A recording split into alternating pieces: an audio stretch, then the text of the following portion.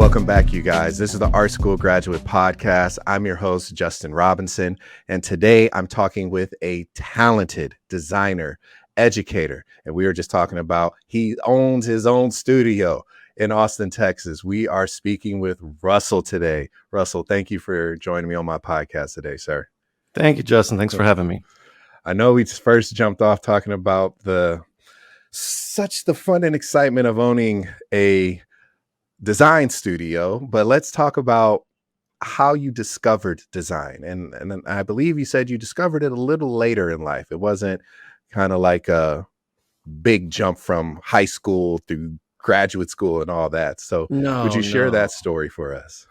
Yeah. So and it sounds really pathetic, to be honest with you. When I look back, I'm like, God, it sounds so sad. But like growing up in the 80s, the only thing that was designer and that I knew about were fragrances and jeans. That was it, for real. So, no one ever explained to me that the things like that bad poster in the library or these books or something that I saw, no one ever told me that there was a designer behind that. I didn't know that there were people whose jobs were to be a designer or create layouts and print and things like that. No one, and it sounds sad, but it's like I never made that connection. I knew that you could draw. I knew that you could paint. I knew that you could, make music and do those things. But no one ever said like, hey, somebody had to like organize this hierarchy and make sure you read that. So it didn't come to me until I was well into being an adult that I realized, that could happen. With that hitting you, what was it? Was there like a singular thing, or was it you just kind of leaning more into like the artistic side of design? Well, I aspired long time ago, to be in film. And again, you saw people make movies and you thought, I want to do that. Never knowing anybody who ever made movies or anything of the sort. It was just like blind aspiration with no education. So, but what it was I had aspirations to do movies, and then I needed money. I was a new father. I needed money, and I had these aspirations, but the reality is that I had no education. So I just started editing people's home videos. Right, really weird. Right, taking someone's VHS tape, whatever little, digital 8 tape, and cutting out all the BS and just getting to the nuggets and then creating kind of like a highlights reel or whatever for people of like their kids growing up and things like that. I started doing that. Well, then I had to do on-screen titles, right? And you do that with like iMovie and stuff like that. Yeah. And then I started, I'm burning it to a DVD. So I need to like create a little DVD sleeve and all that. So it was the worst stuff ever, but it was my hustle. It was how I was paying the bills. And I started getting into that more and more. And then my brother actually graduated from ACC with a degree in design. And I still didn't know what it was, but it was like that introduction. So as soon as I started getting interested, he gave me a bootleg copy of CS2, Illustrator only. All I had was Illustrator. So I was just straight working in Vector. And that was really how I got started in design and realizing, okay, that's what I'm doing is I'm laying out business cards, I'm laying out things and I'm designing, right? Still never had ever met a designer, right? Yeah. It really, I was just faking it and figuring out in the worst ways possible how to make things, appear from my head to the screen and then on paper. Yeah. Don't feel bad. Many a designer, many of people I've talked to, even myself, everybody has started with the bootleg version of Adobe. Oh, I don't feel bad at all. No, that's all I had. My first copy came from Craigslist. I kid you not, I met them at a KFC, brought my laptop, they downloaded it, dude, off of KFC's Wi-Fi. Put the codes in, boom. All I had was Illustrator and Photoshop though, so it worked though. That was back. No, I remember when you got it. You got it. You had to make sure that when you entered it, you had to make sure you didn't have any internet connection, so that way it didn't connect. So back then, you just had like a hard code that you would get from somebody, And then Mhm. it's like, don't connect to the internet when you're doing this, right? Because they're gonna find out. And so Yeah, man. yeah, we Oh, I rolled like that for a long time. oh, man. So, that's interesting. So your brother went and got the degree. So was he giving you free game, or was it more of, like, curiosity for you? It was more of a curiosity thing. For Mhm. him, he had a political science major, I believe, and graphic design. And Mhm. really, he had been we grew up as like just kids of the '80s drawing and stuff and doing things. Mhm. He was way more like fine art skills Mhm. better than me. I was more the idea kid, the problem solver, which I didn't realize until becoming an adult and realizing what design is. I didn't Right. realize I had been a designer since I was like 6. Mm. I just didn't realize that because I didn't realize Right. problem solving was what makes a designer. And Yeah. so for him, he always had the fine art skills, and I admired that. We were creative kids, but his interest in design was really more of a spark. I didn't Mhm. see a lot of the work that he did. He didn't do a lot of design work. He found himself in creative roles, but more of like creative leadership in a Mm. sense of Yeah. like programming and Mhm. campaigns and things like that. And that's kind of where his government degree came from. And now he works in the kind of nonprofit sector out Mhm. in LA. And a lot of his education in design is more kind of leading the creative to support a campaign, but he's at a Got level it. where they're talking about how to reach people and who to reach and numbers and things like that. He's no longer moving pixels. It's been a Mm. couple of decades since he's moved any pixels, so we don't see Mm. each other as competition in that way at all. But I'm inspired by the work he does, and vice versa. Oh, man, that's an amazing story. So what was your "I'm a designer now"? Like, what was that moment when you were just like, "Oh, I'm here. I'm here and I'm ready for it?" Man, man, there's so many things. Like Mhm. I tend to kind of downplay my successes Mhm. because yeah, I think it's just a natural instinct for like Mhm. a hustler or somebody who's like, yeah, I'm here, but that's it. Like I still I still have a ways to go up, and so you Mhm. just kind of downplay any successes.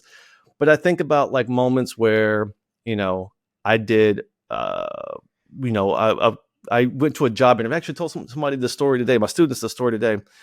I think it was after I graduated high school. I mean, sorry, college. I think it was Mhm. after college that I actually had that like moment of I'm a designer. I think I was always kind of imposter syndrome. Like I was always kind of just Mm. convincing myself Yeah. and surprised I convinced anybody else to pay me money. But I think it was that moment that I really believed I was a designer when I Mhm. went on my first like job interview. That's dope. And it was for a talent agency, like Mhm. Aquint. And I submitted my portfolio online. They had me come in the next day, Mhm. and like I felt like, okay, this is it. And then I went on an interview at a big agency, and that was that moment where I walked Mhm. into my very first agency. I'd never went on any studio tours or anything of the sort, and I Mhm. was just like, wow, like I'm amongst these people. I didn't get the job, but I've ended up becoming really good friends with the creative director, who's now the owner of that That's dope. agency. And that was 15 years ago, and Mhm. we still kind of see each other as like colleagues and like are inspired by each other. And but 15 years ago, I was just like happy to walk through his door, hoping to get me some income coming in. And Yeah. yeah, so I think that was like that moment where I like, this is who I am. But all the times before, I mean, I freelanced for about 6 years before going to school. I didn't go to Mhm. college until I was 27 years old. Mm. And so all those times I felt like I was just kind of telling myself and the world and convincing the world that I was something, at the same Mhm. time trying to convince myself. So being that you were in Austin, it's not known for being a major No. design hub at Mm-mm. all. Like, I hear about LA, I hear about New York, of course, and then it kind of just jumps overseas to then. So, were there any, or maybe were there a few design role models, or did you have to kind of find your way through design during that time? So no, I mean exactly right. Like that's the kind of thing is, it's sad to believe that where you are located at Mhm. determines opportunities, but it's true, right? And Mhm. people gravitate to hubs so that way they can be around that synergy, back Mhm. in I guess 60s, poets in New York and whatnot. Yeah. And people found their tribe, and they migrated to those areas to be in those spaces. I Mhm. grew up in Austin. My family's from Texas, and my larger family is from Austin. And I got, married my high school sweetheart, did all the things, but Yeah. I set hooks so that I had to stay here. And so Mhm. the possibility, I had never seen anybody leave either, right? So I never knew. My brother was the only one who had Mhm. left, but he didn't leave until, like 20, I was 23. So Mhm. real reality was I didn't know what was possible, right? It Right. sounds really like, man, like where was this guy? But you have to understand, like, I was a full adult by the time the internet became like, Popping. public, Yeah. so for me, it wasn't like I just didn't know. I didn't have Mhm. access to this stuff. So like I said, I didn't know anything about design. I didn't know any Mhm. designers. So it wasn't until I had claimed to be a designer, had worked freelance, needed money, decided I was going to go to school to get grants and loans. And Mhm. it was in school that I actually met other designers. And Mm. those were my instructors. And my first like design hero was my mentor, Owen Hammonds, who is still my mentor. Uh, uh, he's been so instrumental in just my trajectory in Mhm. design. And he was the That's first dope. person that kind of showed me. He was the first black man who was designing that showed me like, hey, this is something you can do and have a Mhm. successful career at.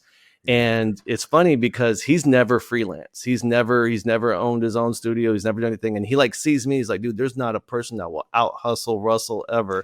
And it's like, but he sees that in me. And at the same time, Mhm. I see this he's like the Yoda of design, right? Like Right. he is so precise in what he does Yeah. that I've just always been in awe of him. And to Mhm. think that together we have been on stages together, we have served on the AIGA board together, we have done so many things together, and yet I still see him as like this example of Mhm. success that I aspire to be at. That I think every designer needs to have like, their Yoda.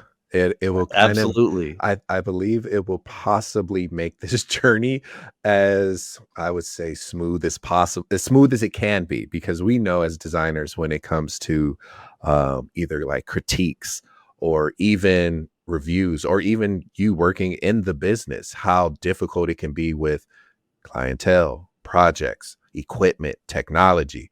So having that one person you can go, hey, I'm having a shit day right now in design. And then they can speak life to you because they've been there. I think we all need that Yoda in our life. Absolutely. Yeah. Owen was instrumental. So, as soon as I graduated college, I was fortunate enough to find Mhm. myself shortly after graduation working for Dell as a Mhm. designer and then on the brand team. And I didn't know what that was like. I had never worked in any sort of capacity with a Mhm. design team. The most I had done is like worked at the college newspaper and laid out Mhm. magazine ads and layouts and stuff. That was the most teamwork I had done. So here I am at a Fortune 50 company, Mhm. and it's not the work that's new to me. It's the navigating that type of Mm. space. It's the Yeah. politics. It's that. And immediately that's where I saw the value of having somebody like Owen in my corner, because he was able to help me just understand what was really being said through the lens of HR and through the Mhm. lens of political correctness and all that, and help me just navigate that space Mm. that otherwise I just wasn't familiar with. I Mhm.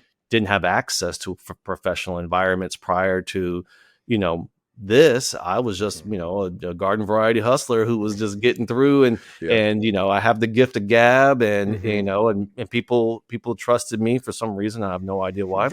And I had some decent work, but I had good storytelling, and that's Mm. really what people gravitated to, was like, this guy can tell a good story and has Mm. a concept and a why behind his work.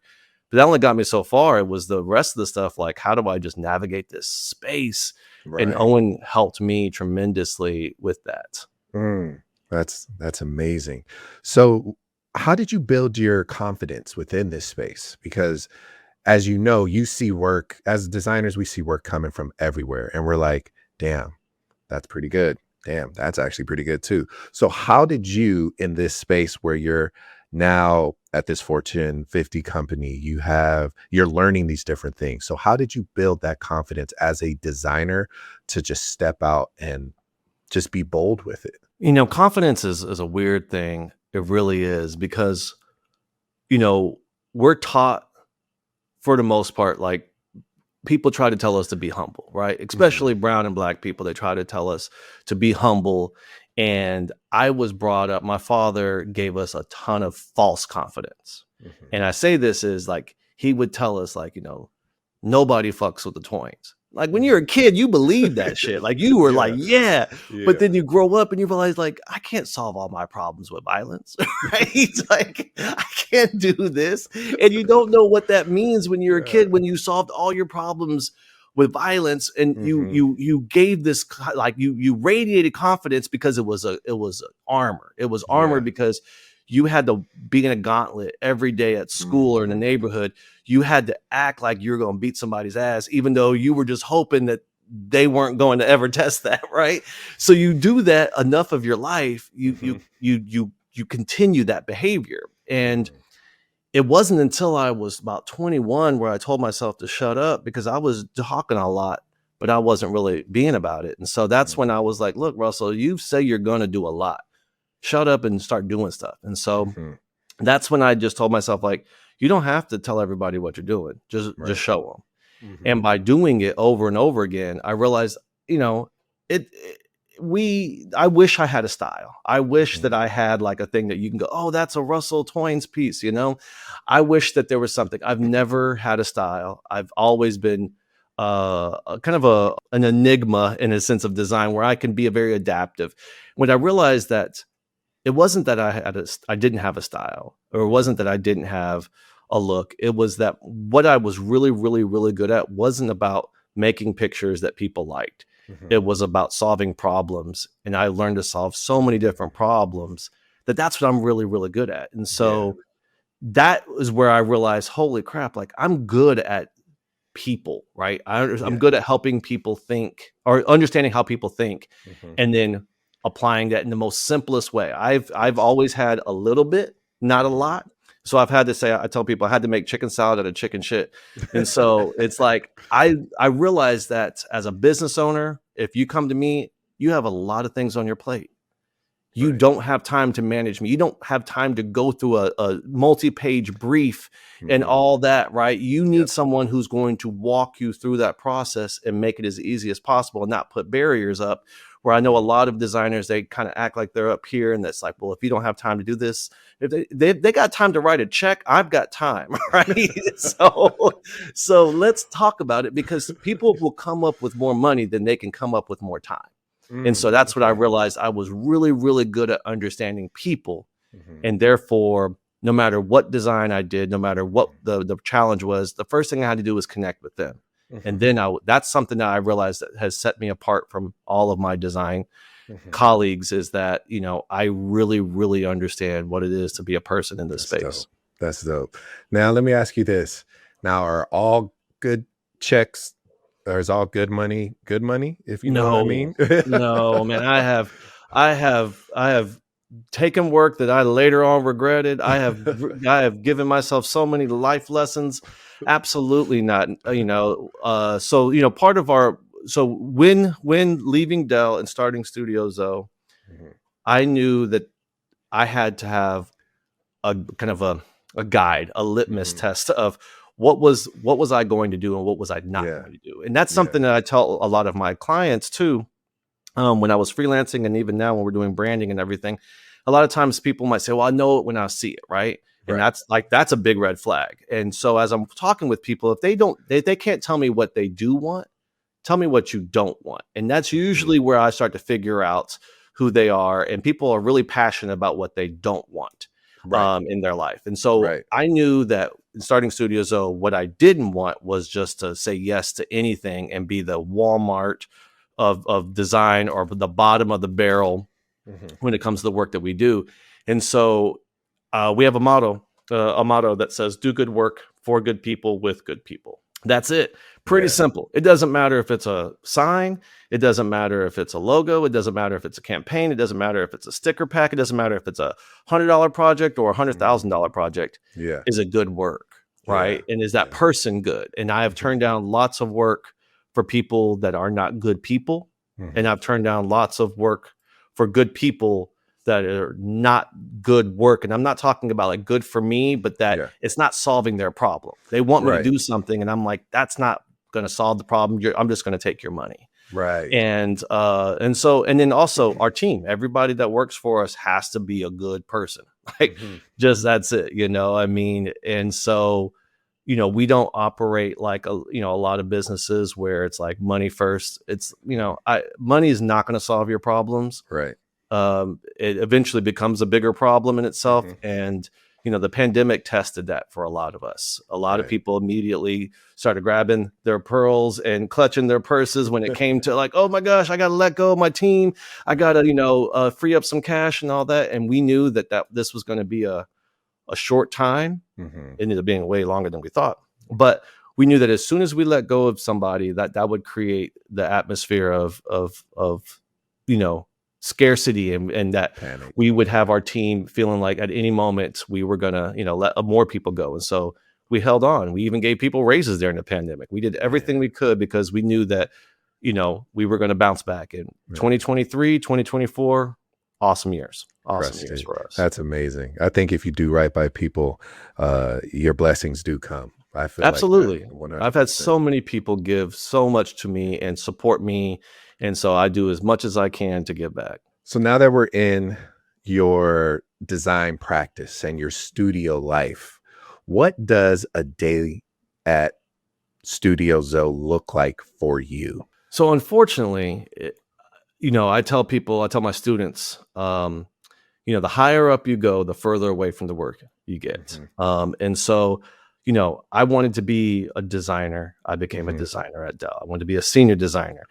And I wanted to help lead and like have somebody underneath me. And then I became an art director. Then I became a senior art director. And then I Yeah. became like what was a pseudo associate creative director. And the further up you go, the less in the programs you are, and the more Yeah. in email Meetings. that you Yeah. live in, and just process and policy. Yep. And so for me, as a co-owner at Studio Dzo and also a creative director, the majority of my time, unfortunately, is spent Mhm. in emails and writing contracts and Yeah. reviewing work. Mhm. We're a fully remote team since the pandemic. That actually was a blessing in disguise. So we're a fully remote team. So a lot of what I'm doing is a lot what we're doing as Mhm. I'm meeting with my team, and we're all local and to the Austin, Okay. Central Texas area, but we only see each other maybe once a month. Mhm. So in person. Mhm. And so a lot of it is like, reviewing, decks, and Mhm. then, having them open up their file, and we just kind of, over the shoulder art direct sometimes just on camera. I'm like, okay, let's move this, let's do this, Yeah. and so sometimes it's like that. But a lot of it is That's writing. cool. I write Mm. a lot, whether it be articles, presentations, emails, contracts. I do a lot of writing. Okay. In that process of being higher up, do you miss the Oh, actual yes. working? You Oh, miss it? Oh, I miss it so much, man. Like, you don't even know, like, the joy I get when I get to steal a project back, right? The joy Yeah. I get. There's projects that come that I just don't even share with the team, right? And the only time I share it with them is when I need exports, Mm. right? So That's I'll do funny. all the work, and I'm like, export all the files, rename them, change the colors, do these things. But like, I've done all the meat of it. Now it's time Uh-huh. for you to take it. Like, I'll give it to the production designer. I'm like, okay, you take it, just do all the exports and get it all packaged up. But absolutely, like, I miss the ideation. I miss Mhm. the journey. I miss the noodling because, unfortunately, when you're in this role, Mhm. you think like, I'm paying somebody a salary to To do do this. what I'm doing. Mhm. Why am I doing it? Right? That's not the best bang for the buck. Get it in, either give them the brief, Mhm. get it in a good spot, hand it to them and tell them to roll with it, Yep. because there are other things. Your job is to bring the money in. Your job is to elevate the creative. Your job is Mhm. not to do the work. And that's Right. so hard because I have to remind myself Yeah. that regularly. And then, my wife sometimes, who's the other partner, she's a controller and HR and account manager. Mhm. She would sometimes see me working on something. She's like, "You don't need to be doing that." And I'm just like, "But Mm. I want to." Oh man, that's incredible. So we take in this journey and now you have your studio. You are big dog in charge. You've taken it from a local place to this global presence.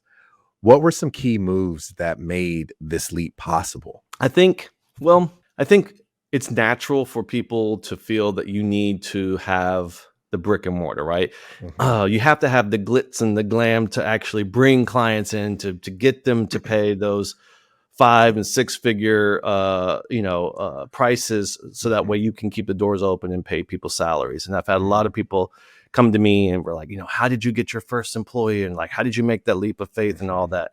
And I knew from the get-go that I couldn't do the work, right? I could not work on the business and in the business at the same time. Right. So I knew I had to have a team. And so we started out with a small team, and then as the work got, more and more, we got more people, and we were still very local, right? A lot of the work that we were doing was Austin.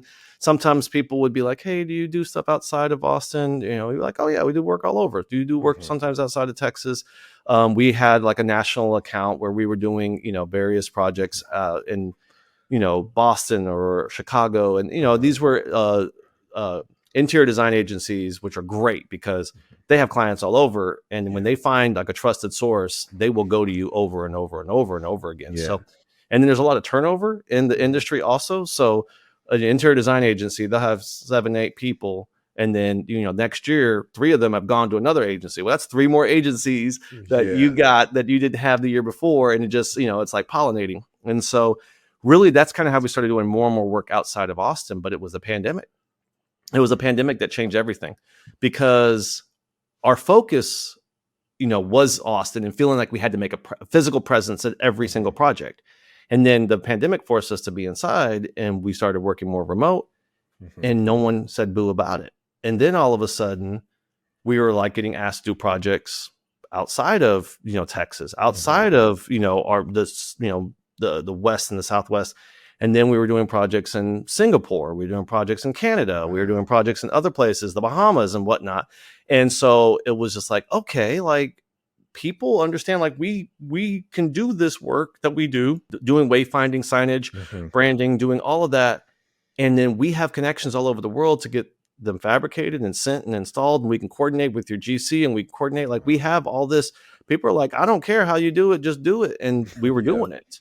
And so Wow. that's really how it went. So now, like, our whole mindset has never been on borders. I mean, it's never been on like, oh, what we can and can't do. Taxes are a whole different thing. Don't get me wrong. Yeah. When you start doing taxes, we start doing work in other states, y'all. Like, taxes become a big, big issue. Even if it's just Mhm. design work, it doesn't have to be tangible work. All of a sudden, you Yep. got Nexus presence in a certain state, and you got to file taxes with that state, and that becomes a Mhm. nightmare after a Oh while. my goodness. I can imagine. I can imagine that. So with these new clients and the new reach you have, how was it working with these seems like bigger and bigger and bigger brands? How was that working for them or working with them? I've always, you know, it's weird. I've never really been one to be intimidated by large companies. And the reason why I say that is, when you work for like a company like Dell and you realize, Mhm. okay, it's just a bunch of people, individuals, and it's nothing special, right? There's nobody who's like a wizard. There's nobody who's a genius. Like, they're just all Yeah. people scrambling, trying to get something done. Yeah. Timelines are hectic. Budgets are always changing. Like, it's just the same craziness you see in like a small business is the same for a big Fortune 50 company. So Mhm. I just realized that, like, at the end of the day, I'm working with a person. And if Mhm. I can make Yeah. that person feel like I hear them, and I'm here to support them, and Mhm.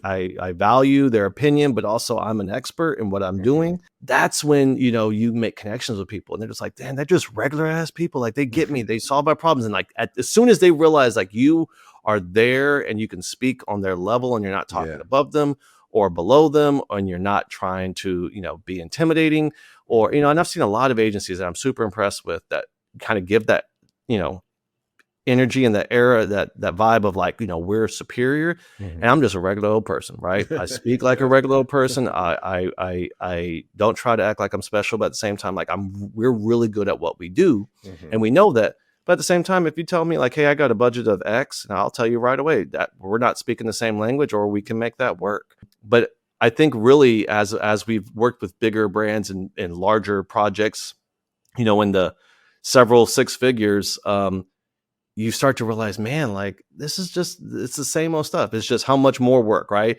And so I kind of don't get intimidated by that stuff anymore. And it seems weird, but when you realize it's just people, then you don't have to be intimidated anymore. It's like, okay, I know what I need to do. I'm good at what I do. Just do what you say you're going to do when you say you're going to do it. I'll be all right. Yeah. So do you ever, I know you said, let me ask you this. What are your top 3 major client red flags? Okay.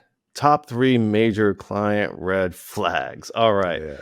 One is somebody who, as soon as you start talking about money, they start fidgeting, right? It's like, oh, I don't know, or we'll get together, or we haven't really discussed it. If you know how much money you have to spend, and if I ask you what's your budget, and you don't have like even some people are like, well, I've never done this before. I get that, right? And I'm like, I'll say, do you have 10K? And if they're like, well, what, then I'm like, maybe we're not the right fit, right? But then there are people who I know have money. It's the funny thing is, it's the people who have money that are so tight with it, right? And I have a saying, rich people didn't get rich by spending it, but it's true. Those people that want to get so much out of you. It's that business owner who's just starting, who's like, look, I got 5K. And you're like, I appreciate your honesty. Let's work with what you got, versus the person that's like, well, I could, this is going to be national, and I'm going to put you in front of this person. This is going to be a lot of no.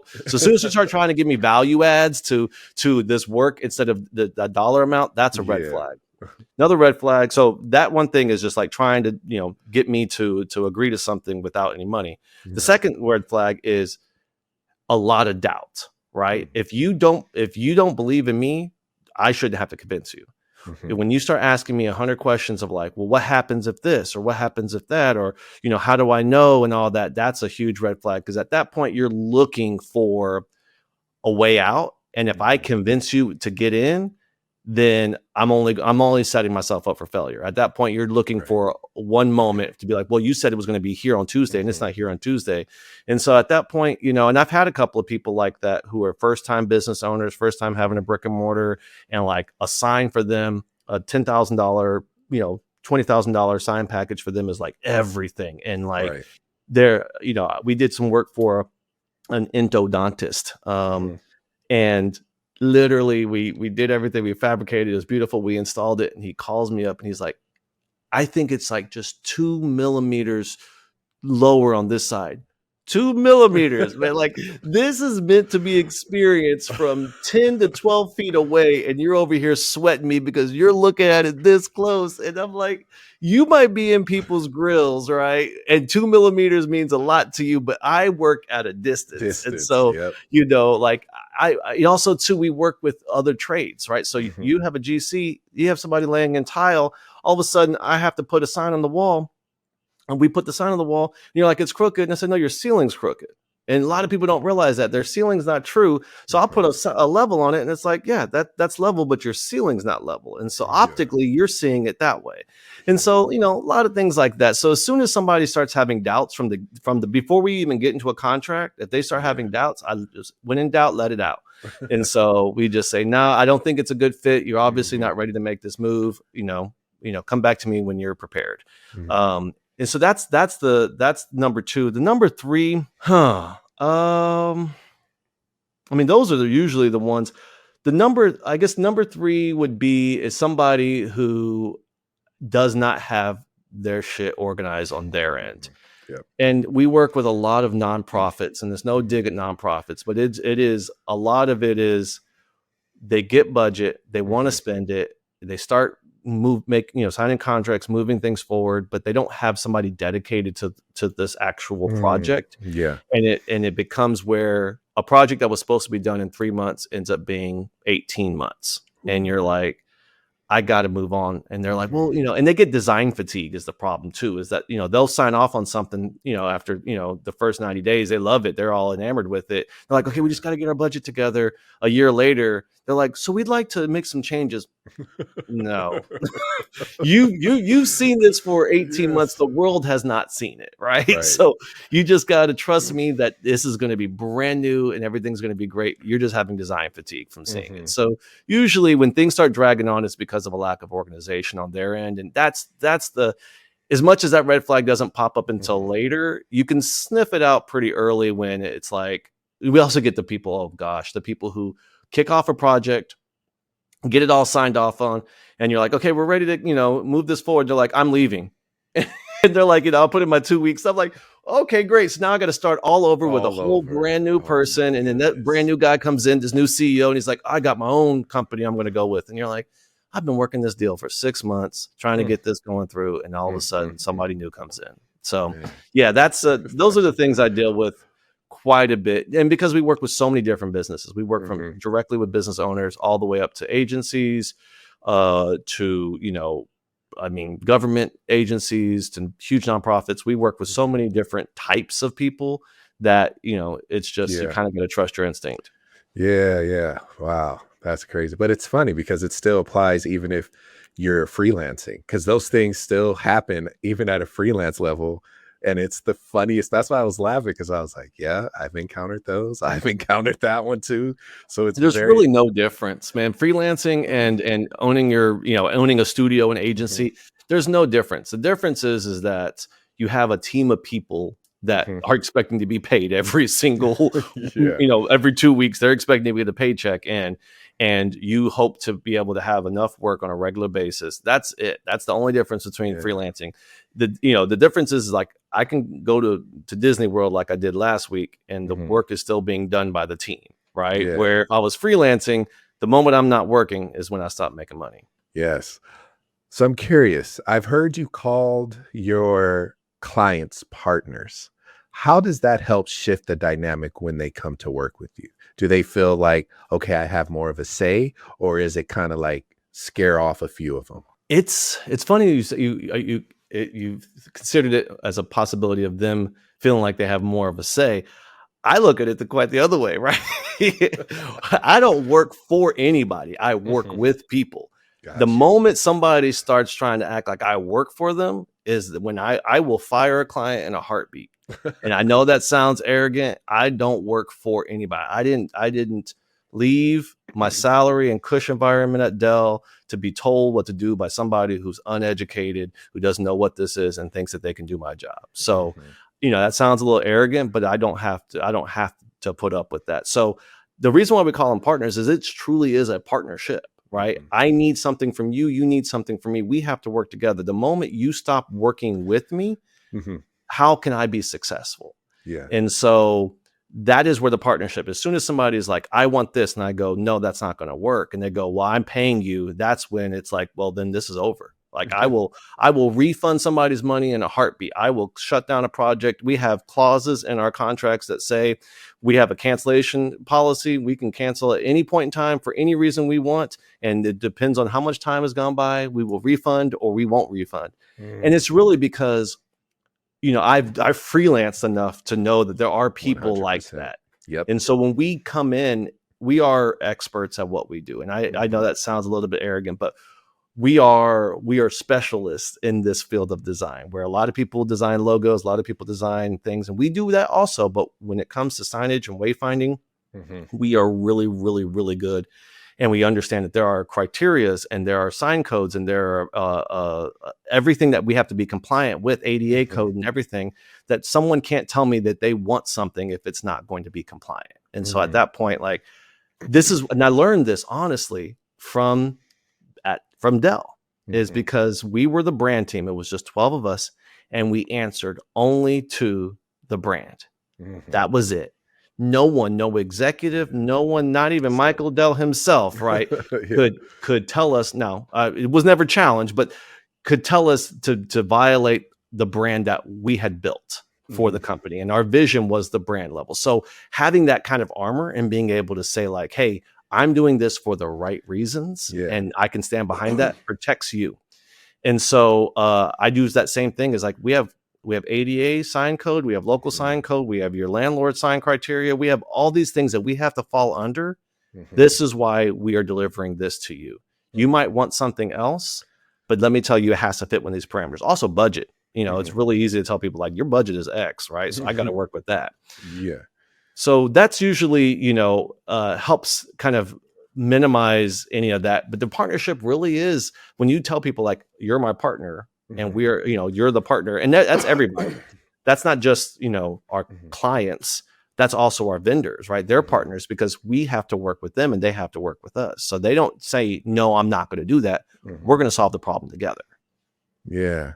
I think that's a very interesting way to approach it. And I think you're hitting the nail right on the head by saying, hey, it's in our clause. We can do this. If you feel at any point you can do it yourself, we will gladly let you. I think that's the funniest thing. Funny. I mean, it's probably more politically correct way of saying it in the clause, but it's kind of like, if you feel like you can do it, go ahead, knock yourself out. And it just, again, you have to kind of set some standards for what you are going to do and what you aren't going to do. Yeah. If you don't have any sort of integrity in the work that you do, then you're going to end up doing work that you regret. And then, I tell my students, good work leads to more good work. Same thing with bad work, same thing with free work, right? And so if you're known to be the cheapest, you're going to keep getting cheap work, And so I think that's where setting a standard for yourself and just knowing like, I'm not going to be bullied by a client. I'm not going to be manipulated by money to doing work that I'm going to later regret, and set a standard for myself. Yeah. Now I'm curious. It was one thing I had found out that you did, and I was just so like, this man has magical powers. How did you manage to get your clients to pay for their work up front? Oh man. How do you educate your clients on the value of that investment? I know about deposits, but I'm seeing you're over here talking about, no, I need all that. Yeah. How do you do that? Like, explain that process if you don't mind. So I made this observation early on. So, we do signage and wayfinding, which is tucked under construction, unfortunately, right? So just to give, the audience a little bit of an understanding, say a hotel, right? A hotel will say we're going to build this, hotel. They have the architectural plans. They'll get a GC to bid on it, right? And they'll say, okay, we can build this whole hotel for 1.5 million, right? Or 3 million or 4 million, whatever it is. And then just arbitrarily, they say, this is the signage budget, right? Not knowing how many signs that you need, not knowing what the look of the brand is or what the vibe is, not knowing anything about materiality. They just arbitrarily pick a budget. And so at that point, they go out and this is how it was done. And it's still done to this day, is they'll just go out to sign companies and they say, request for proposal. And they'll just send the deck over. They'll send you all the construction documents. They're like, give us a quote. On what? Like on what, right? Yeah. And it's like, I don't know if you want wood. I don't know if you want leather. I don't know if you want solid gold or if you just want acrylic, stuff that you can get off the shelf at Home Depot. Like what, you don't even know, but you're supposed to just be able to arbitrarily tell them how much it's going to be. And then they're going to bid that against other people. And whoever has the lowest price is going to win. And that's how it is in the sign industry. Yeah. And I was like, nope, that's not going to work. And so my introduction to the sign industry actually is from my wife's side. My wife's father owned a sign company and was had sold signs for a long time. Then he built a facility and ended up becoming one of the largest in Texas. And then he sold it in 2008. And so that was my introductions to like signs.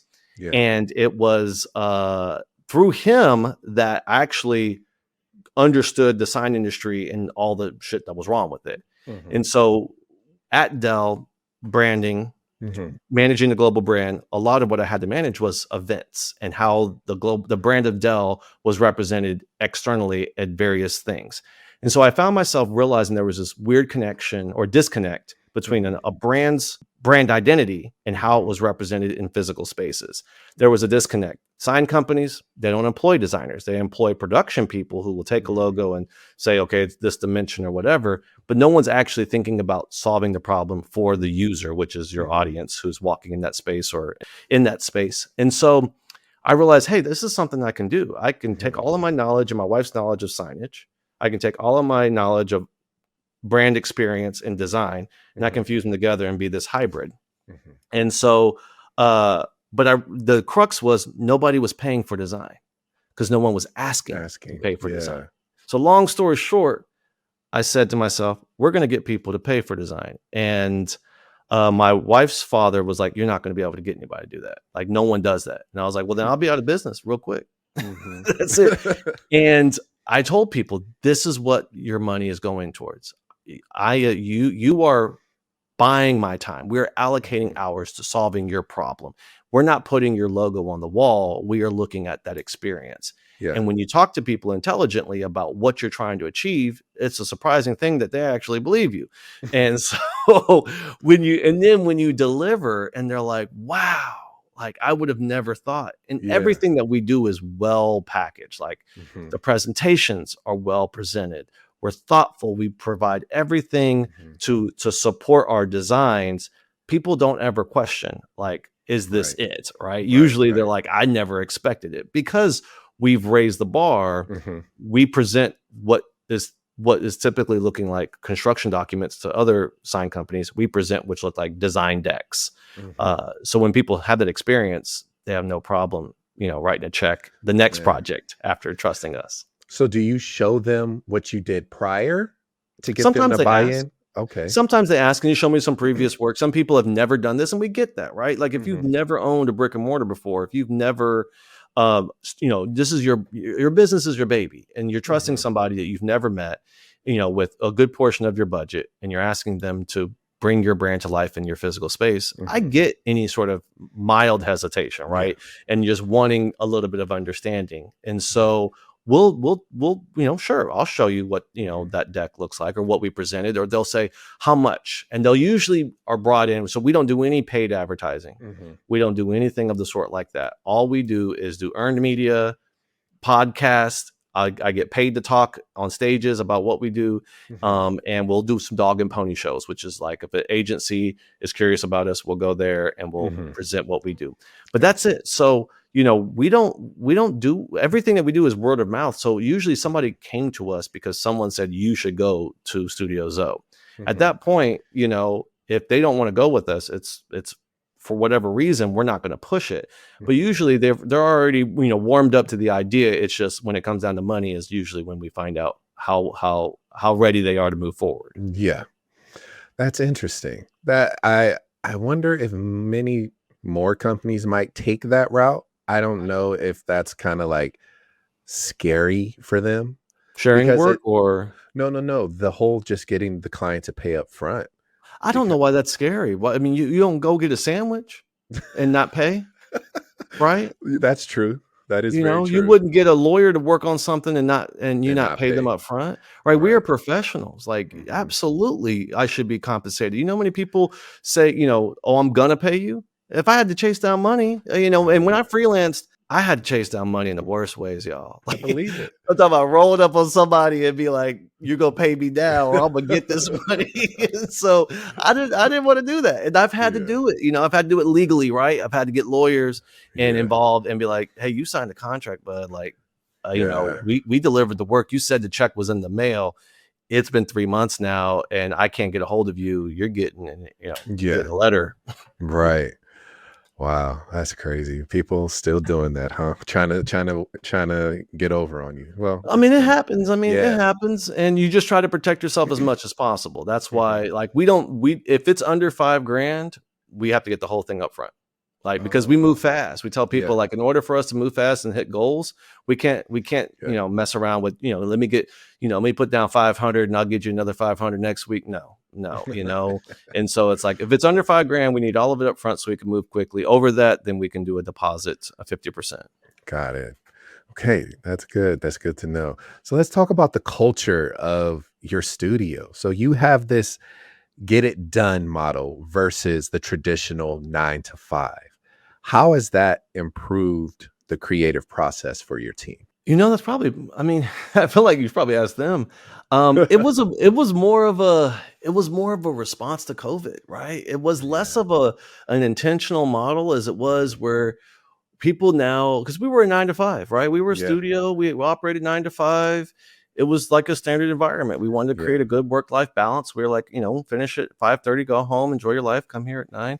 Now all of a sudden we're inside. And Hmm. so are your kids, so is your wife, so is Yep. everything else. And you're expecting, I can't expect you to, especially early pandemic, I can't expect you to magically be able to turn all that off and Mhm. focus during the hours of 9 to 5 in your home when it's chaos, right? And we're all still Constant. trying to figure out how we're going to live, period. Yeah.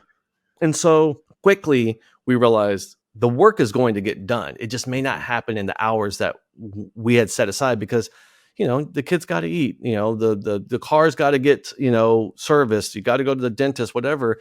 And so we told our team, like, look, you're adults. We Mhm. pay you a salary. Get the work done. Mhm. If that means in the middle of the night, if that means early in the morning, if you got to take 2 hours because you got to take your kid to the doctor, if you got to go do this, like, that's fine. Put it on the calendar. Don't miss any client meetings. Mhm. Other than that, manager, we have 3 standing meetings in the morning at 9 o'clock. They can, people take it from their car.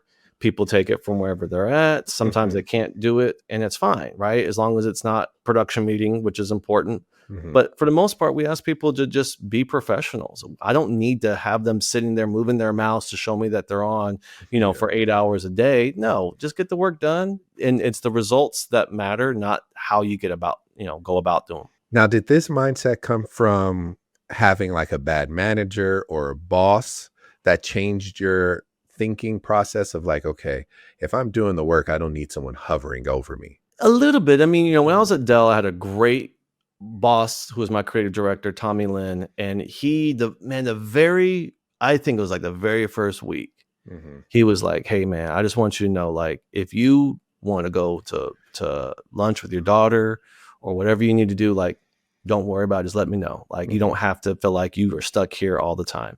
And like, Mhm.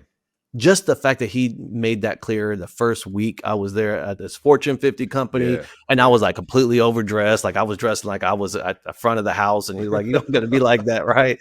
But like, he made it clear to me, like, he trusted me and treated me like a professional to do the Mm. work. And so he was like, if you want to go and live, like, do things in your life, like, it's okay.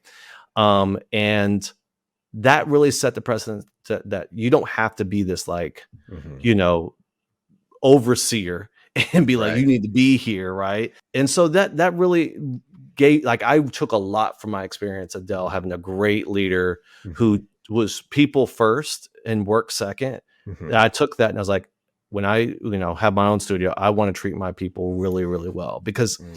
that's how we kind of liken ourselves to like a small, good cult.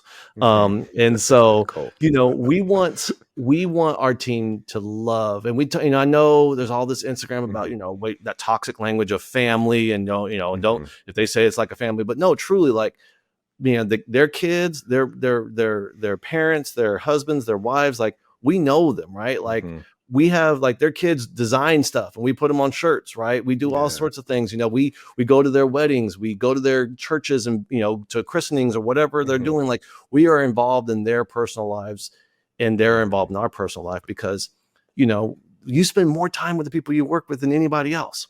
Right. And so if you don't like them, you're not going to produce good work. If you don't Mhm. enjoy being around them and trust them, you're not going to produce good work. And so Mhm. I wanted to create an environment that really said, "Hey, I trust you. Do the good Mm. work." And I learned all that from having a great leader in Tommy Lynn at Dell. Mm. So give us your top, I would say top 4 key points to being a great leader, because I feel like your team is loyal. I feel like they trust you, they let you steer the ship, but they also know, like, you'll ride for them. So what are some key points that, I don't know, your team would think you would, that makes you a good leader? I would say the first thing is, like, being honest, right? Mhm. Being trustworthy, transparent. Mhm. We are transparent to a fault, right? Mhm. We own the business, but we tell our team the numbers. We Mhm. do all hands where we show them like, this is how much money we did and didn't make. This is how much profit we did and didn't make off Mhm. the project. These are some of the crux. These are some of the things, we are transparent because it's important for them to understand. I can't treat them like they're not intelligent enough to Mhm. understand that we're doing good or we're not doing good, right? Mhm. So we're very transparent. I feel like I'm just always trying to be real. Mhm. I think maybe my approach is more casual than a lot of people, Mhm. would expect, but it's just like, we're just people, right? So just tell me what's going on. Like I Mhm. tell people, like I tell my students too, ABC, always be communicating. And so tell me what's going on. If I don't know you're sick Mhm. and you're not doing a good job or you're not there, Mhm. then I'm going to assume the worst, Right. right? But if you tell me, hey, Russ, I'm sick, or I'm not feeling well, I got this shit going on, or I'm going through a Yeah. divorce, or like I'm not sleeping well at night or Mhm. whatever, like tell me what's going on. Like keep it real with me, Right. because I can then make some accommodations I can understand. But as soon as you start hiding things from me, I'm going to start thinking the worst. And Right. so I ask them to be communicative, but at the same time, I have to be forthcoming too, Mhm. So I think, just being transparent, not trying to be like, I'm the captain of the ship and no one needs Right. to know when we're off Right. course. Just say, hey man, like shit, we're lost, but we're together, we're going to get there. Right. We're lost, but we gonna figure it out together. Exactly. It's enough Exactly. heads in here we can find where we're going. I think it's the stoicism that people try to act like leaders need to be in. It's like, don't Mhm. tell them when, things are wrong and all that. And it's like, no, man, when you start having secrets, that's when people start making up rumors. That's when some Yeah. people, start, talking, and things start happening and people start leaving and you're like, what's going on? Mhm. They're like, man, well, I thought we were closing. And it's like, nah, man, I was just, this was Mhm. it. But if you have to be transparent, you have to create an environment, an open door policy, so Yeah. to speak. Also too is we are a small team, Mhm. but we operate like a Fortune 50 company. And I say that is we do annual reviews. We do 360 reviews. So every Oh, year, wow. every team member has to write their own self-assessment. And then every team member also That's smart. provides feedback, and they talk about your wins and areas of opportunity. And we take all of that and we write a whole narrative, and we share tidbits of everybody's Mhm. feedback. And then people feel like they're actually at a huge company and are getting feedback and are improving, and they're not sitting there going, I'm in a dead end mom and pop shop. Right. And so we advance people on Mhm. their merit and their success and their talent, not on, well, you're at this role and then we can't put you at this other role Mhm. because there's somebody else already there. Like, no, well, if we have 15 art directors, we have 15 art directors, right? But that's Yeah. it. But the reality is that we It's treat cool. them like we create an environment that Mhm. feels like what you would get at a big company that has an Mhm. HR team that has all that. And it's just me and my wife Elizabeth who are running it. Mhm. So really giving people like this experience of feeling like they're Yeah. learning. We Yeah. invest in our team too. Mhm. Good leadership invests in your team. And so taking them, encouraging them to go to conferences, paying for them to Mhm. go to conferences, giving them time off for education, paying for education. That's Those dope. are things that when you invest in your people will invest in you. If you Mhm. treat them like they're just numbers and it's like, here's your paycheck and that's it. But it's Mhm. like we provide health insurance, and a lot of people are like, how can a small team of 7 people provide health insurance, for them? Well, that's my wife. My wife, man, she figures that shit out. She has agents and she figures all that out, Yeah. and she is digging in every year, reviewing Mhm. policies and figuring out the best ones for our team that are most affordable and all that, because you That's can't expect cool, people to man. work if they can't afford to get sick, right? Right. You can't Right. you can't expect that. And like in this nation right now, health care is not as accessible as it should be. And Mhm. so, I can't honestly say I'm doing good work with good people if I can't provide them health insurance, if I Man. can't provide them vision, if I can provide them dental or life insurance. Mhm. So it's things like that. First thing we did outside of, we've always given insurance. first thing we did at the pandemic, because I was dealing with anxiety and panic attacks, is we bought everybody, and still to this day, we still have it, an annual subscription to Headspace, because I truly believe in the value of meditation. I use And it. so we tell, we everybody on our team has a membership to Headspace, and a lot of them don't use it.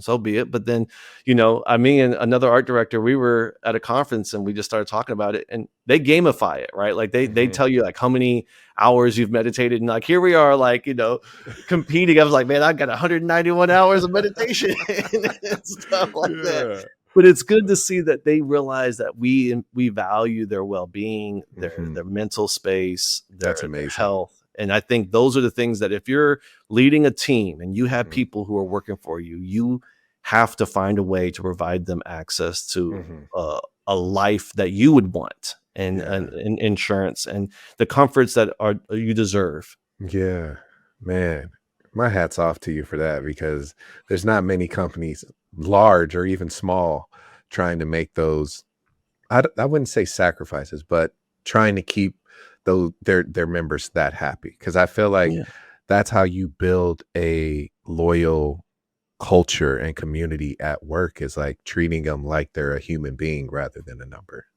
Absolutely. I think I've seen agencies who are probably more profitable than us, who are, give people $100 a month for a health insurance stipend.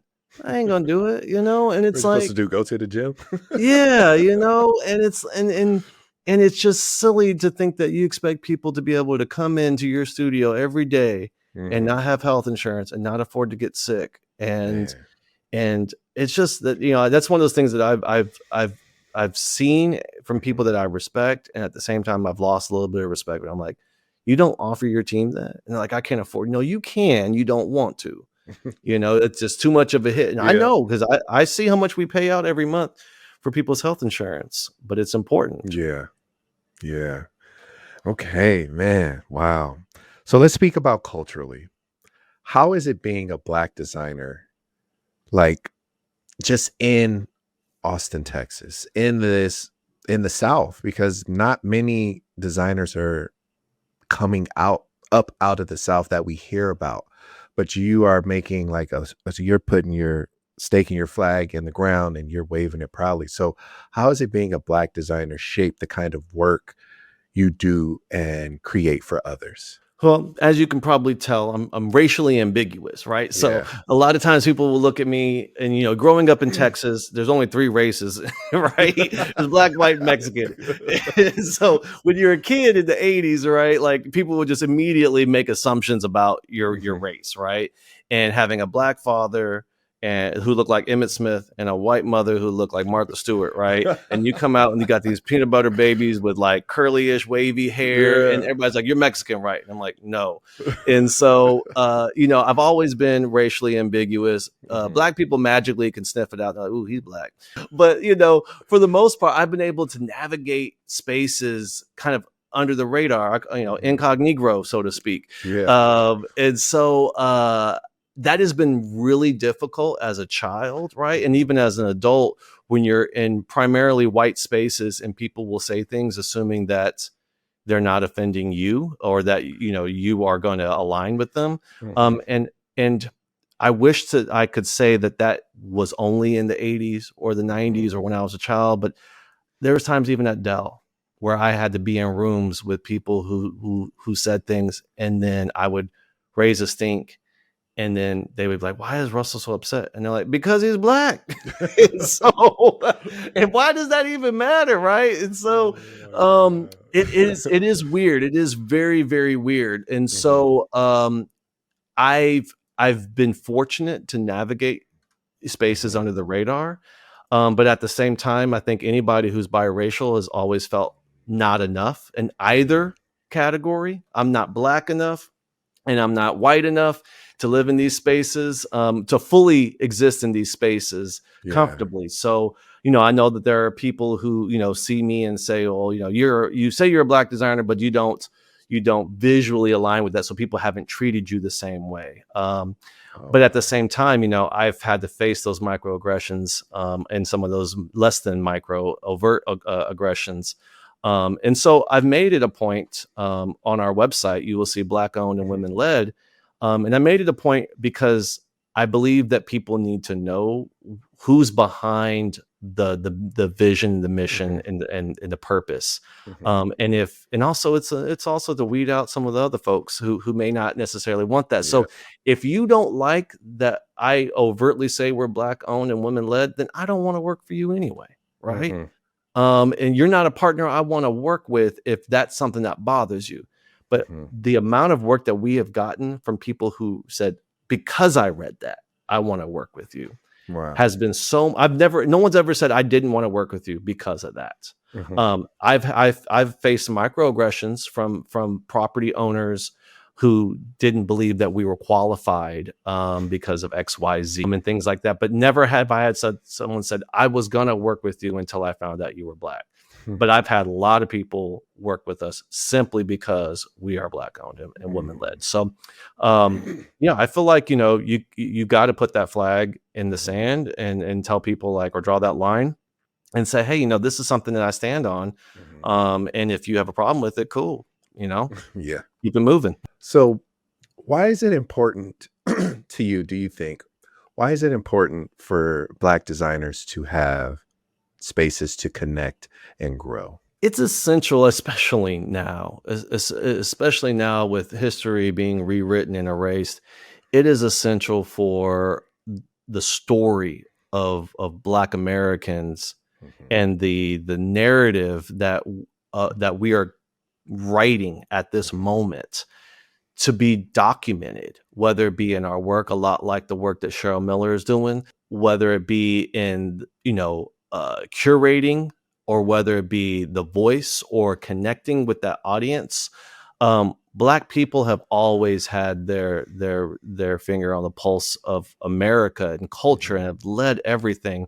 And so to design has always, unfortunately, been an other thing. Mhm. It's been a thing where very elitist, access to agencies, access to education, Mhm. access to information, access to spaces.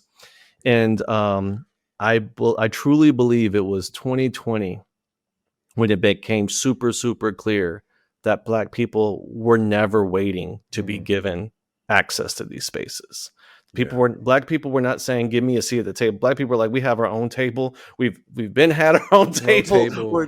We're not worried Just let about us your pull up table. next to you, man. That's it. But even that, there's so much money, right? There's so Yeah. much money that people are that don't pay attention. There's so many Black dollars. There's so Mhm. many talented Black people that as soon as they can make money for someone, they are all of a sudden given access to these spaces that they weren't given access to before. And so I believe Yeah. in 2020, that's when the AIGA 3% thing came out, the design census came out, and that's when everybody's like, oh, we need to have all these DEI efforts and all that. And a lot of people came to me and they were like, Russell, help us create a program to hire or give a platform for Black designers. And I said no. I said Mhm. no, because I'm like, show me a 5-year sustainability plan. Show me how you're going to continue to invest in Black people and Black designers and young Black creatives for 5 years. Show me that. Mhm. But I'm not doing this little summer camp thing where you're going to have them shadowing somebody and think that that's actually going to do something. And because I truly believe that, you know, Black people have been doing this and doing what we've been doing for so long that Mhm. we've supported and nurtured each other, that we're not looking for handouts in any way. We'll Mhm. take the money. Don't get me wrong. I'll tell people all through 2020 and 20, take the money, right? Get the grants, take the whatever you want to get it while you Mhm. can, while they're giving it out.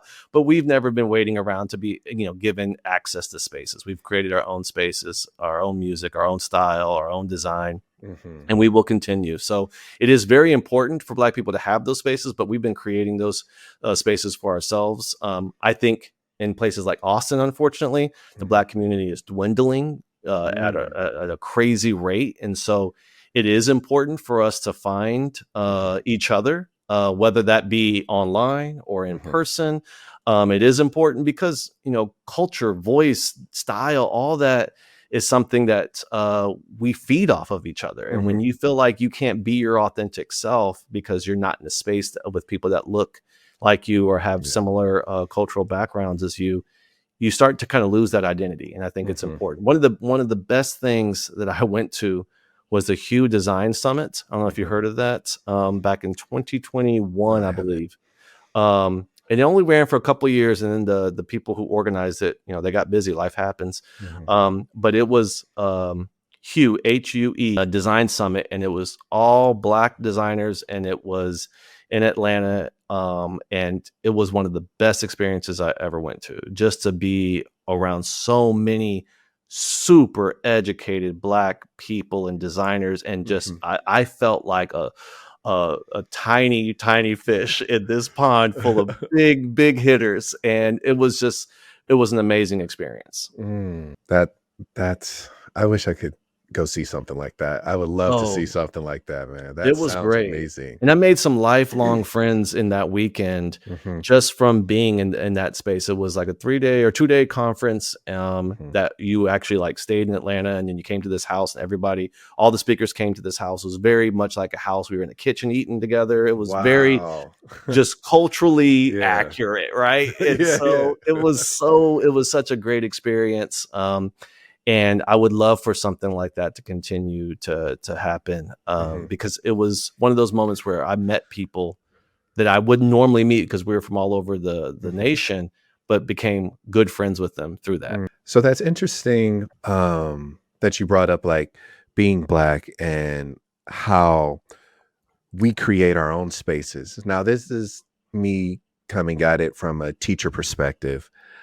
Are you seeing those students in your classroom, the Black and brown kids in your class? And is that helping kind of push that conversation like, "Hey, here's a space, Black teacher here, trying to give this space for you guys to help and grow and resources." Are you seeing that? Unfortunately, the my students are representative of Austin. Mm. So the I 7 yeah. 6% of Black Mhm. people in Austin is represented. So in a class of 12, I might have one if I'm lucky. Right. There's Yeah. been some semesters where I've had three, and I'm like, oh wow, you know. Um, and so unfortunately, yeah, the students that I'm seeing are representative of the lack of diversity here in Austin.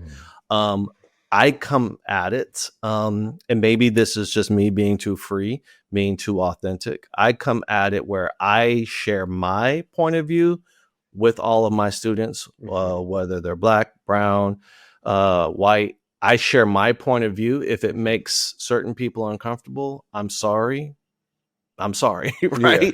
It makes you uncomfortable. That's a thing you need to work through. But Mhm. I share them. I encourage them to challenge the status quo. I encourage them to Mhm. do projects on that solve real problems, not Mhm. a Yep. fictitious brand. But how about you tackle something that's real? How about Mhm. if you have an issue, let's talk about how to solve that issue. Mhm. And I provide a space for people to explore uh, That's good. design in ways that maybe were less than superficial than like Mhm. some of the projects they had, and talk about real issues. Like, if you have a problem with the police, like, let's make a poster series and talk about it. Mhm. Right, let's talk about how we really feel about the police or whatever. If you have Mhm. a problem with the politics, let's create a project around that, because Mhm. if that's the work you want to do, let's do it. Mhm. um, but yeah, I've never tried to tailor my class. I teach portfolio design, so I'm Mhm. helping my students. I tell them, I can't teach you how to be a designer. You should have figured that out. I'm gonna teach you how to Mhm. be a professional. Yeah. And so I never curate my approach to my class. Mhm. I try to level with them just like I level with my team. Yeah. And I tell them, like, this is what it's like out there in the world. And if you Mhm. are a woman, if you are Black, if you are brown, there are going to be things that you're going to have to overcome, unfortunately. Right. And this, a lot of times my students will ask me, like, should I put a picture on my, portfolio of who I am? And I said, yeah, if it's important to you. Well, what if Mhm. they judge me, or what if they don't hire me because of this? And I said, do you want to work for somebody that would? Just like that. Yep. And usually that's when they're like, and I'm like, I'm not going to tell you to Mhm. sit here and do what you need to do to get a job. I want you to Yeah. get a job that's going to help you grow. Yeah. Now, just curious, why do you think there's not a lot of us in design or in the creative space of art and Access. design? Mm, And I say this is that design, first off, access both to role models and mhm, access to education and access to software and hardware. mhm, So those kind of three things is, unfortunately, I went. So I tell the story, mhm, but I went to a creative mornings and they had an astronaut and he was talking about being an astronaut. mhm. And he said, when I was a kid, everybody on my street, their dad was an astronaut. My dad was an astronaut. Mm, Everybody's father was an astronaut. So we all knew we were going to be astronauts. astronaut, And I yeah. just thought, holy shit, like, hold on. People accept that, right? We Mhm, accept that, well, this kid is going to be an astronaut like his yeah, dad. No one would sit there and go, you could have been so much more. Why would you be an astronaut? Right. But you'll tell a kid who grows up around nothing but drug dealers or grows up with, service work or whatever. And like, you could have dreamed bigger. Right. But we tend to identify ourselves with the people that we see on a regular basis. right.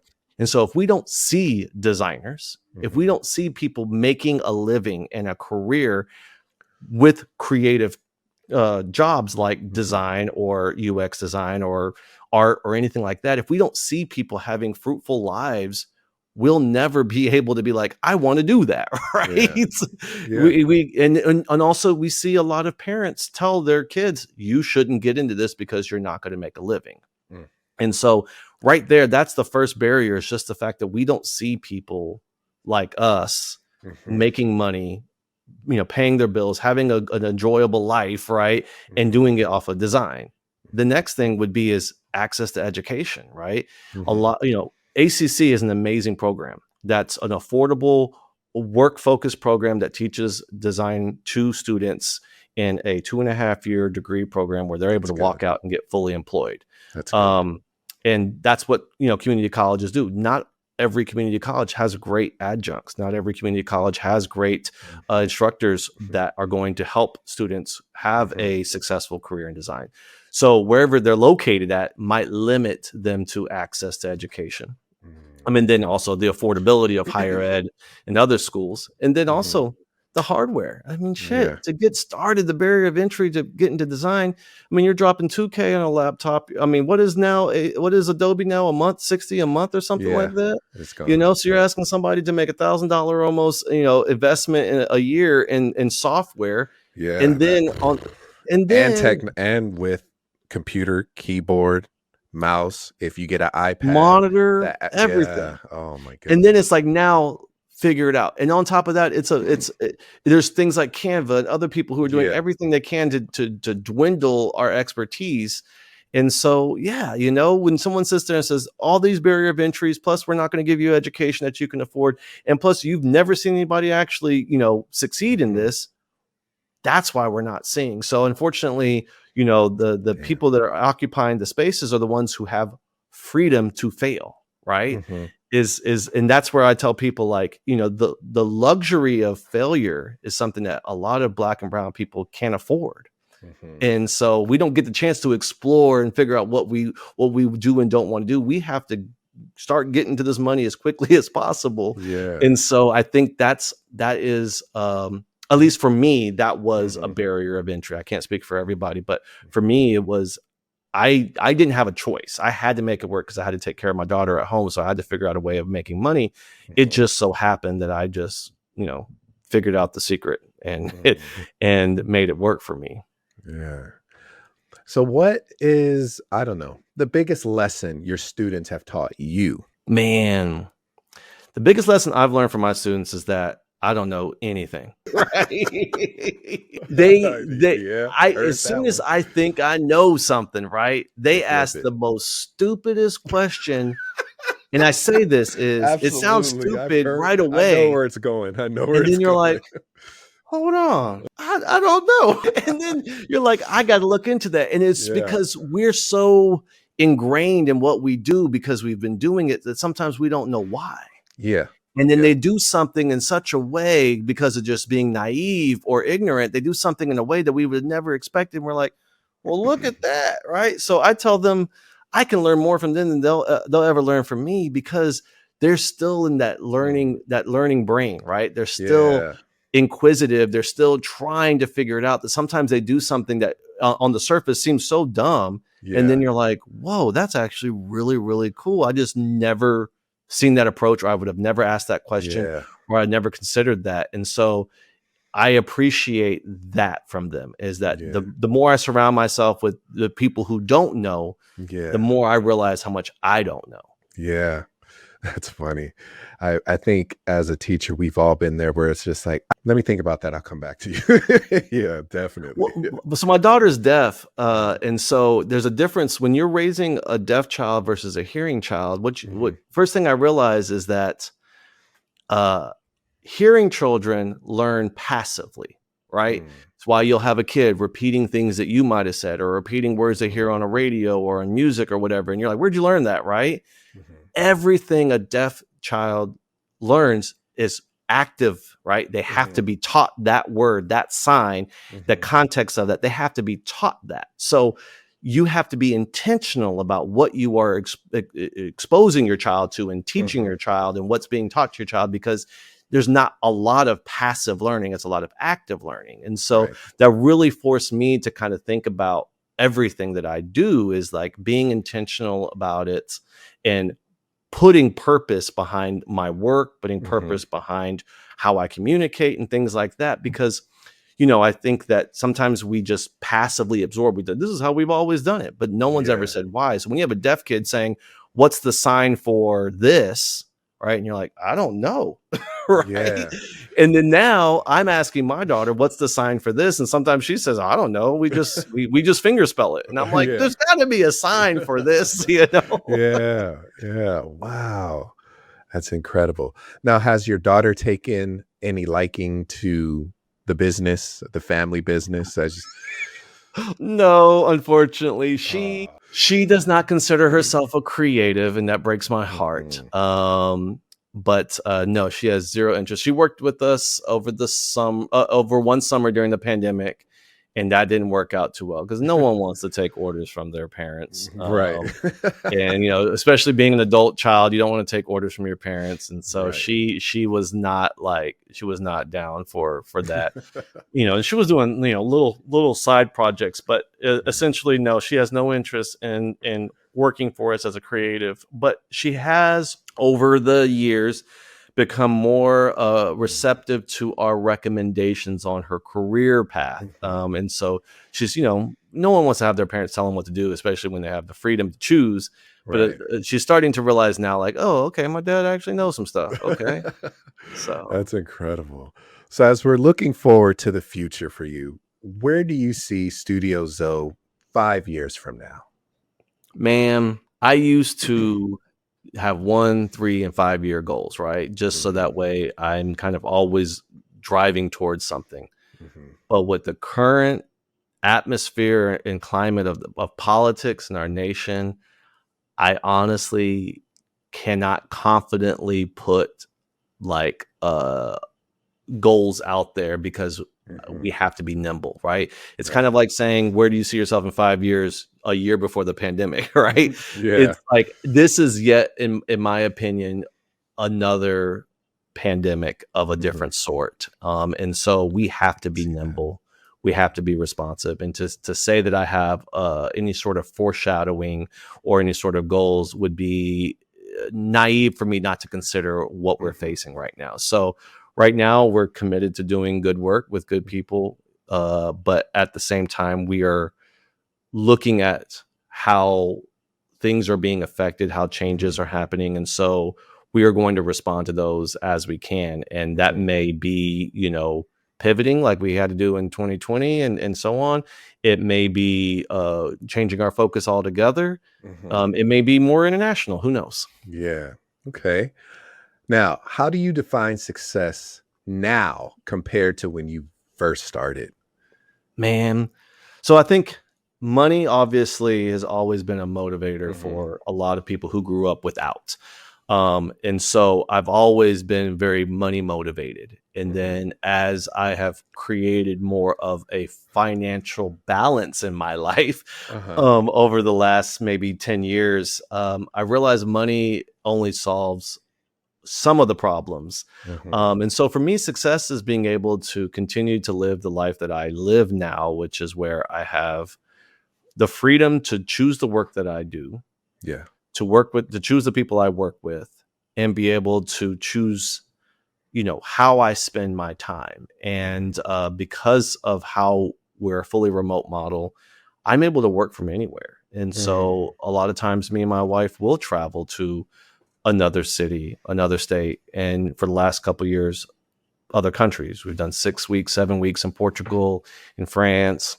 And we enjoy that. Mhm. We did 4 weeks in China and Japan just recently. Mm. And while we still work from there, Mhm. we're able to work from wherever, and we have an amazing team that allows us to take care of the things local that need to be taken care of locally, hands on, and then support us if there's a 16-hour or 13-hour Mhm. time difference, right? Being able to help us during the times that we're not available because of Mhm. the sleep.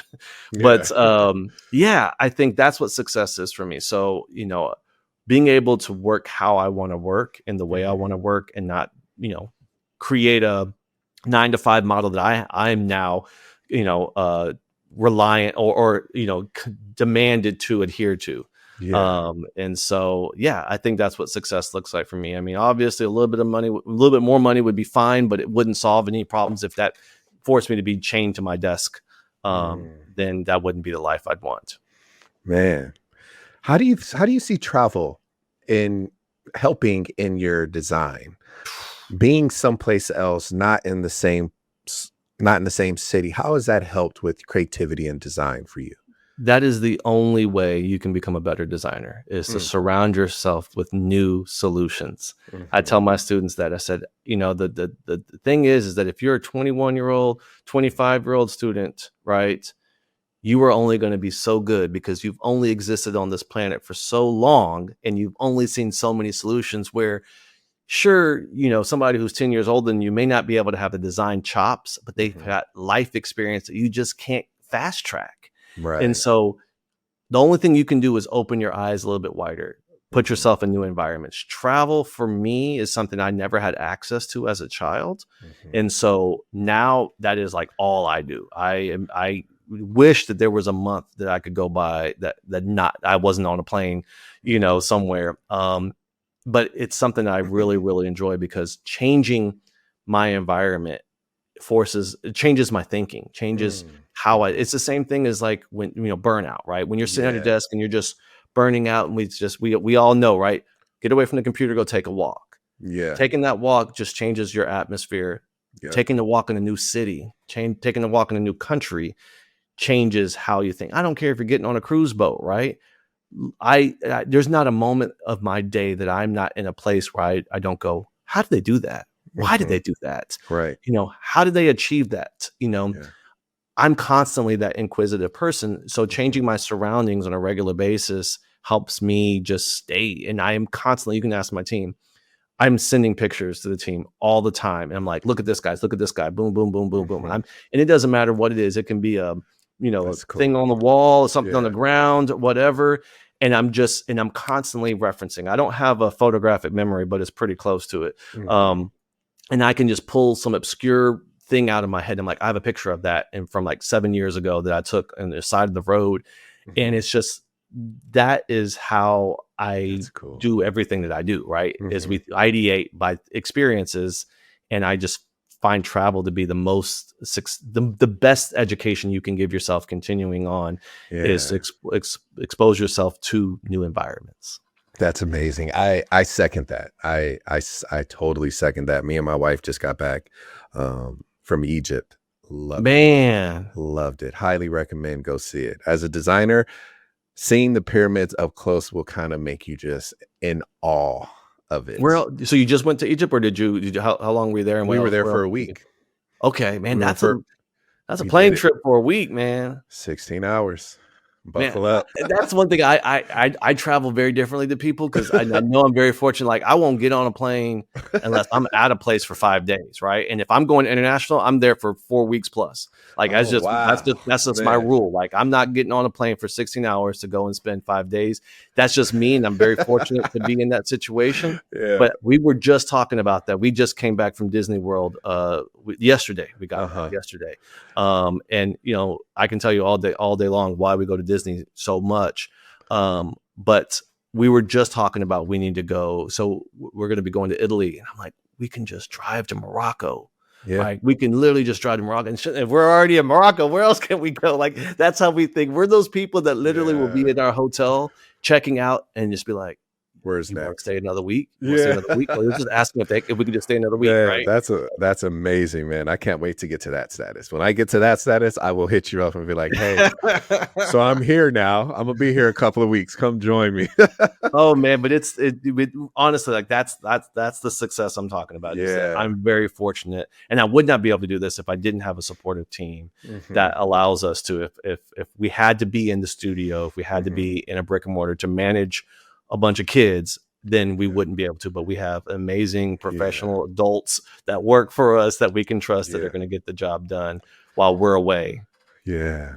So Russell, 2 more questions. I'm gonna respect your time. This conversation has been so good. But if your younger self could see you today, what words of advice would you give yourself? Man, like how young are we talking about? We're like 5 years ago, or like 14-year-old Russell? Okay, let's talk in the beginning of adolescence. No, not adolescence. Let's take it to 21. Okay. 21-year-old Russell. Man. And you know where you were at that stage. What would you tell 21-year-old Russell? It's gonna be okay, right? Like so I didn't have a smooth start to life, to say it easily, right? I had tore my ass on the highway of life by the time I was 21 years old, right? I had gotten married, I had a child that was born with several anomalies, needed round-the-clock medical care. I was in a real bad way at the time of 21, and I didn't know where I was going to go. I was contemplating some really, really bad life decisions, and I am so thankful that I have the ability to learn from other people and their mistakes. I would say to myself, like, believe in yourself, right? It's so easy. Self-doubt. We're the first to tell ourselves no. We are the first to run the narrative of what's not going to happen, how we're going to be denied an opportunity, how someone is going to respond. We are the first to tell ourselves no. And so something I tell everybody is don't be the first to tell yourself no, right? There's a line of people waiting to do that. Why are you the first? And so just do it. Shoot your shot. Go out there and do it. The difference between you and somebody else is you are actually willing to try and willing to accept failure. Yep. That is it, right? And so as soon as you get comfortable with failing, man, you can do anything. Yep. You can do anything. It's failure, the fear of failure, that prevents a lot of us from doing anything. So the first thing I would tell myself is, hey, little Russ, like, you're good, man. You're good. Just believe in yourself, and it will be all right. It'll be all right. Yeah, man, that is true. We do doubt ourselves. So we are the first ones to doubt ourselves before the idea even gets to paper. We're like, no, I don't know. And it's like, no, take that leap of faith. If you surround yourself with people who are going to question you and ask you, like, how are you going to do it? What happens if you fail? Like, get those people out of your corner, right? Because they have never believed in themselves, and they don't think they can't see things that are possible that they've never seen before, right? Yes. And so, I think that is the hardest thing. That I spent a lot of my class, the 16 weeks. I tell them, like, you have an amazing portfolio. You being amazing designers is not even half the battle. It's this. You will, if you can't stomach the possibility of failing, if you can't gain the confidence to go and shoot your shot for a job that maybe you're not qualified for, you're never going to advance. I've had students who are very talented never pursue a career in design because they're so scared of failing, or that they don't believe that they are talented enough. And I'm like, I'm telling you, you're talented enough. You just got to go out there and do it. And they're not being denied by anybody yet, because they won't even give themselves a chance to be denied. Wow. Well, man, Russell, what can I say, man? This has been such a powerful conversation. Before we wrap, where can the people find you? Where can the people check out your work? All the good stuff. Well, you can find me. I mean, I'm all over Austin. Unfortunately, I feel like I don't get a chance to take a break. So you can go to studiodzo.com. That's Studio D as in dog, Z as in zebra, O as in Oscar.com. You can follow us on social media, on LinkedIn, on Instagram. You can find Studio Dzo. If you're here in Austin, I'm the president of AIGA Austin. So if you didn't know that, there you go. But we do lots of events. We do lots of professional development. As a president, my goal in my term is to raise the bar on professional development. I believe that it is important as an organization that we provide programming that actually serves the community, not just as a drinking event or social hour. So yeah, come to AIGA Austin. You can find me on the internet, Russell Toynes, Toynes. There's no other Toyneses out there other than my family. So you won't get us mixed up. But yeah, that's where you can find me on the internets. All right. Well, thank you guys for listening. My name is Justin Robinson, the talented, dropping gems on us, the guy everybody needs to know, Russell Toynes. And this is the Art School Graduate Podcast. We'll catch you guys later. Peace. Thank you very much, Justin.